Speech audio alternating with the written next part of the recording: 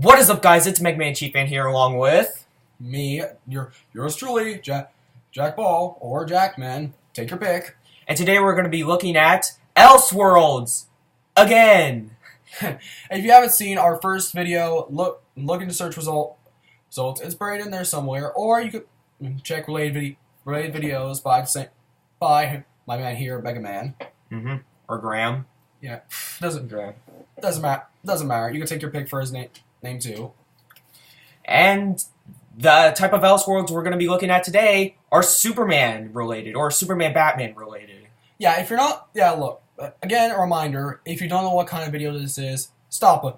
Please, just stop the video and go back, or for crying out loud, search up Elseworlds on the web. You'll find you'll find plenty of links, even a Wikipedia page, but hey, don't take our word for it. Just don't understand it, or video, look it up.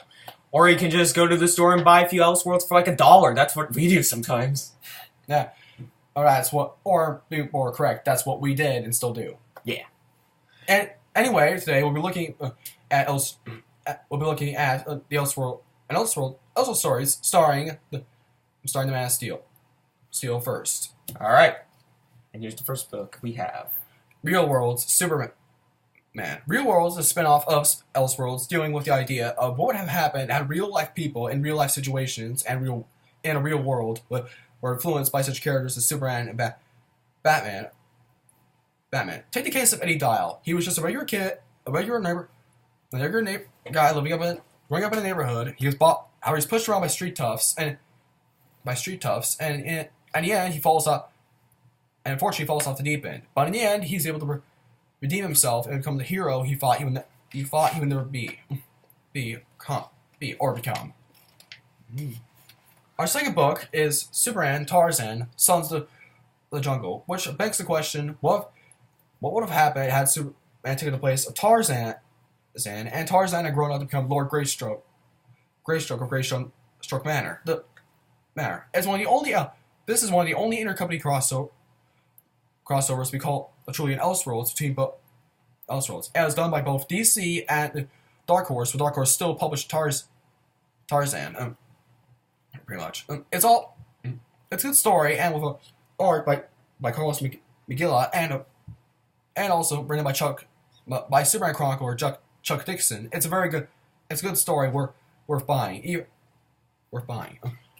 Before we go to the next one, let me just say, Carlos Magilla, his artwork is brilliant. Just look at that. Look at that.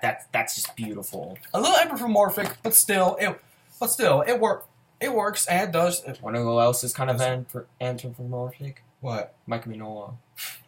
Agreed, especially when it comes to his work on Hellboy, Baltimore, and also his Batman one-shots, too. Next one, and this one's in hardcover. So, Son of Superman. This actually deals with what happened had the Man of Steel become absent in the first part of the 21st century. As such, Clark's son Jonathan Kent begins to manifest superpowers and becomes a new Superman, but and in the process actually learns about his father and frees him from Lex Luthor. It frees him from a secret government facility, which is actually run by none other than Man Steel's own hated enemy, Lex Luthor.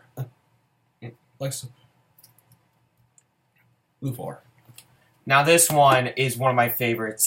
Superman Speeding Bullet. It's pretty much, what if Superman was Batman? Yes, or to be more accurate, what would have happened had Clark Kent been raised by the Waynes, and Waynes have been named Bruce Wayne. As such, it's a pretty good book. It's a pretty good book. Although it takes the Superman story, it makes it a little bit more darker and edgier. But the one thing that's really crazy here is Lex Luthor as, spoiler alert, the Joker. Oh man, that was insane. Alright, it's pretty much the story pretty much it chronicles the rise and fall of the Batman, and ultimately Superman's appearance on Earth. All right. Now these next three series are pretty much the majority of what we have. Superman Batman Generations, which begs the question, which actually shows what happened had Superman Batman aged in real time, but also connects all different ages of comics from the Silver Age, from the Golden Age, the Silver Age, the Copper Age, all the Copper and Bronze Ages, Bronze first, the Copper, all the way to the Modern Age, and ultimately on to the future. And here's the last cover. Yeah, pretty much besides showing the adventures between Superman and Batman, the series also fraught with tragedy, such as the deaths of relatives either at the hands of different supervillains or from such bigger things as bigger causes such as cancer, a heart attack, and so forth. Yeah, I haven't read this yet, but Jack has. Do you have any other thing to say about it? Well, pretty much this by far is one of John Bryan's greatest masterpieces, alongside the Man of Steel miniseries he did back in the 80s. I've not read his work on X-Men, his work for a series X-Men from Dark Horse, but I do plan to sometime in the near future. All right, Generations 2, the whole run. This right here takes not only deals with Superman and Batman, and also deals with some parts that were missing from the main story. It also fills in gaps on the other characters in the DCU, such as what happened to Green Lantern, the Hawkman, the Flash, and so forth. It actually goes decade by decade. It's giving every 11 years, starting 1942, and going all the way into the future. In 2019.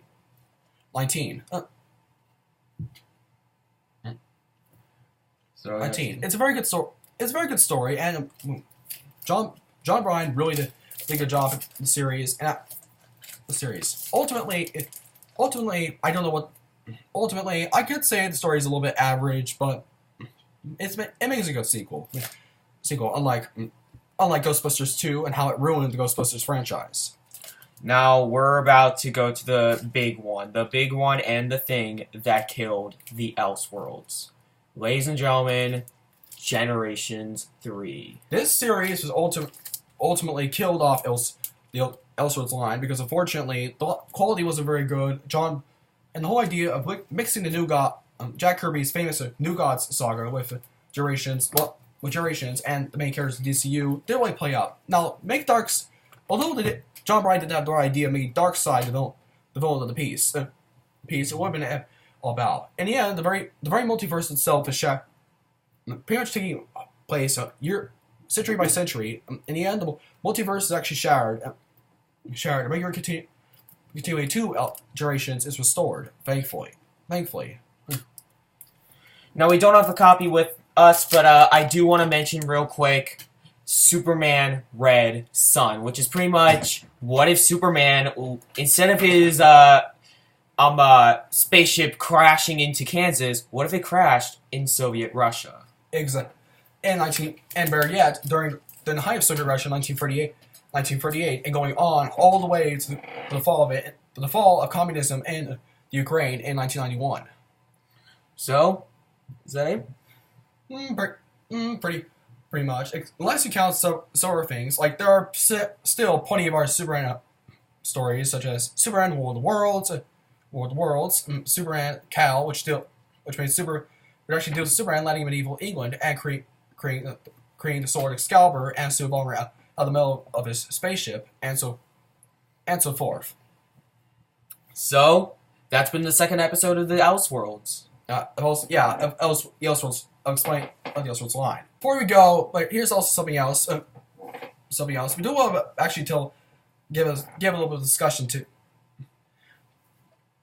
So far, if you have any thoughts on the Elseworlds line, respond to our comments page, and we also want you to answer a simple question. If the Elseworlds line were ever considered for film or television, most notably an animation project, what would be your thoughts on the idea. Should be done as an animated series, or should be done as a rare as a standalone on DVD, such as the new DC animated movies that are coming out, such as Batman Son, Batman vs. Robin, Batman Gotham Knight, and Justice League, Justice League, the New Frontier, and so forth.